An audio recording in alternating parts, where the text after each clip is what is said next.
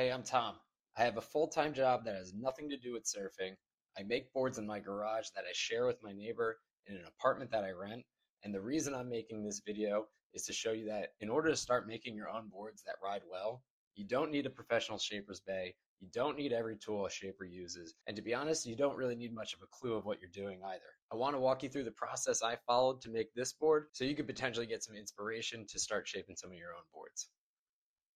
The first board I hand shaped solo in this garage didn't look pretty, but it also still catches plenty of great waves on pixelated, out of focus surfline cams today.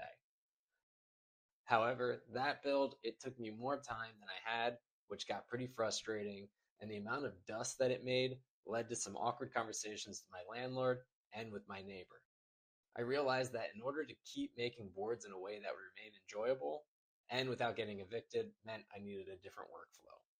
In this video, I'm going to walk you through the backyarder roadmap. It's how I go from an idea to a finished board. It starts with planning, then I use AkuShaper for the design, I use a local CNC provider, and then I glass the board myself in my garage. Let's get started with how I created this longboard by starting with step 1, planning. When planning the design of this board, I knew I wanted a longboard that's friendly to beginners, so I found this design from a popular brand to be close to the size and shape of what I want to make for my wife. It's got lots of foam, it's got a flat but forgiving rocker, and it doesn't have anything fancy. I know it's not exactly what I want. There's a few design changes I want to make, but I'm thinking it's a good place to get started. So I download this image, I convert it to a PNG, then I isolate the rocker and the profile images because I'm going to need these images later in the design phase. And just like that, we're on to step 2 of the build, designing. Now, before I go and take credit for understanding what the hell I'm doing in AkuShaper, you should know that I referred to the AkuShaper YouTube page countless times when designing this board. This included rewatching parts of the intro series, following along with some of the videos and the individual concepts, and then also getting inspiration from the Shaper Spotlight videos. Now, in order to keep this video short, I'm not going to spend much time on how I designed this board. There's already plenty of videos on this page that do that great. Instead, I want to continue to focus on the process of how someone new to the space can get an early custom board created. Step 1 in AkuShaper for me was to select a new board with the dimensions closest to what I want to make. This 9.0 should do the trick. Then I head into the outline tab and do some quick edits for the length, the width, and the thickness of this board to match what I'm looking for. Next up, I get started using the image board feature by first hiding the fill color of the board so I can better see the PNGs that I saved previously. I upload those PNGs starting with the outline before I move on to the profile later. And for this part of the video, I'm going to jump us into high speed so you can watch some of my fine tuning and mainly indecision while keeping this video short. And remember, all the adjustments I'm doing are explained clearly in the YouTube page. Specifically, the image board tutorial video was a huge help here. I do want to highlight that I make a few changes along the way, specifically in the tail and the nose. I wanted a bit of a wider tail to help catch more waves, and I decided to give the nose a bit of a point because I've never been a huge fan of round nose boards. The center of gravity is still above center, so I'm happy with these adjustments for now. Next, I'm onto the slices to work on the bottom contours of this board. This is my first longboard, so I learned a little bit about common longboard concaves online. Then back in AkuShaper, I make some adjustments based on what I've learned online. Then I check out the blended slices tutorial on the AkuShaper YouTube channel and find myself with contours that I think are pretty good for now after making some adjustments. But then I want to head back to my rocker profile because I'm starting to have some second thoughts. After using the image board as a guide, I'm left with a rocker profile that I'm honestly not feeling great about. The nose and the tail rocker both seem a bit high to me. Again, I want to catch small waves with this board and I would expect something a little bit flatter. So without using the image board as a end-all be-all design, I actually jump out of the screen for a little bit and head back into my garage.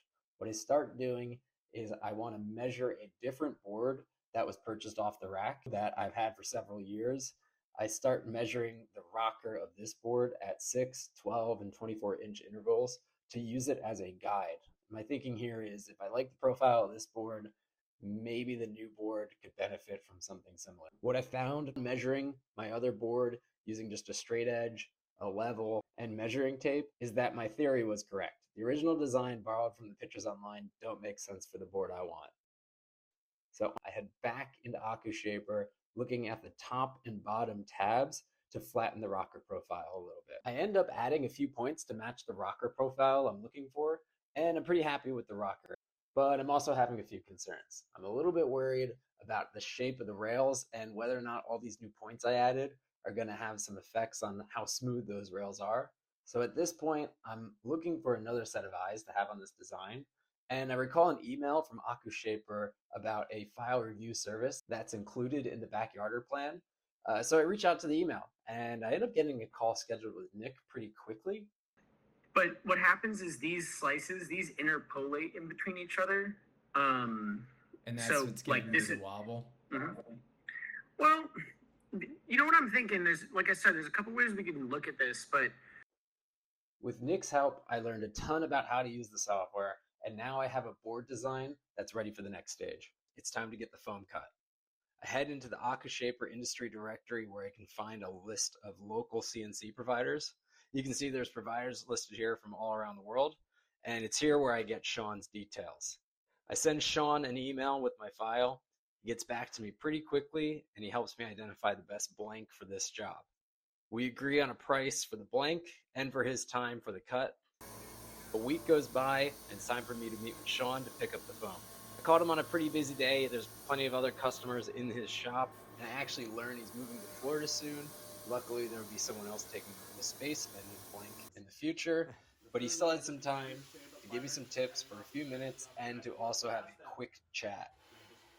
Yeah, so get the file, send it over to you, blank, cut, and then we do it all. We fit the blank. We can order the blanks.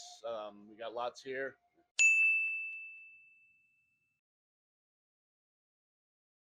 And I love this spot because Aloha Glassing and Foam Easy are right next door. I could have passed this board along to Aloha Glassing to have them finish it, but I wanted to glass this thing myself. I do a little bit of shopping for some resin, some hardener, surfacing agent, some cloth, and a fin box. And I also managed to get some advice from Grant behind the counter. Thank you, Grant. And I leave here with everything I need, plus plenty of new tips for finishing off the blank. At this point, we've gone from screen to CNC, and now the next stage begins. It's time for me to go home and get to work in my garage. Now, a quick heads up. I'm going to speed through this next part. There's already plenty of great shaping tutorials on YouTube that can teach you how to shape and glass better than I can. I just want to reflect on the backyarder's experience, including some of the struggles, and I want to talk about some of the tools I used, which aren't always the best tools for the job, but they get the job done. First, once I held this thing in real life, I realized I wanted a slightly different outline. So I decided to take 2 inches off the tail just with a standard handsaw. Next, I give the board a quick sand to get rid of the CNC grooves, and I'm just using a standard sanding sponge that I got from Home Depot years ago. Then I trim the stringer to get everything flush. Something unique about this board is that I'm adding an extra step before the glass. It's a cloth inlay. The board is for my wife, and the cloth is actually the table runner that we used at our wedding. With the personal touch added, and I glassed it in with about 8 ounces of poly resin. I seem to have misplaced the footage of me putting it in there, but it's all right. And now that it's time for glassing, I take this plywood shaping rack that I got online, and I made some modifications to it just using some scrap wood I had. All this in order to save my back from being in pain while glassing. This is a must-have modification in my opinion after making the first board without this and spending the entire time glassing at waist height. I glassed the deck in my garage, but pretty quickly I hit a snag. I didn't account for the poly resin fumes leaching into my neighbor's apartment, and after plenty of apologizing at 2 o'clock in the morning, I had to find a new spot to glass the rest of this thing. I get a little creative with the temporary shade on the other side of my apartment. It's out in this space that I enlist the help of my wife to lay out the fiberglass cloth. Then I get started on the base coat. I apply a quick logo that I created to put on the deck, just using a standard printer and some rice paper I got on Amazon. I lay down all the resin and then I hope the wind doesn't pick up anytime soon. With the base coat done, I head back into the garage to insert the fin box. Now back at Foam Easy, I decided against buying the fin box jig, which means I need to create my own. I did this with a cheap piece of wood and some really careful measurements, specifically for the router that I have. And this router also happens to not be a plunge router, which means I got to get a little creative with the way that I can get this cut, but it turns out pretty nicely in my opinion. It's time for a whole lot of sanding. I'm definitely kicking up plenty of dust, but not too much that I can't handle in this space. Also, I know that I should pick up a variable speed sander, but this random orbital sander with a 2-inch soft pad gets the job done for me at a fraction of the price. Especially when you can remember to keep your hands low on the tool, it's actually not too bad. Looking at the deck of this board, the cut lap wasn't so great, so I put a pin line that's pretty thick on the deck using 1/4-inch tape and some black resin tint. I decided to do the gloss coat in the garage. This time I'm glassing in the morning.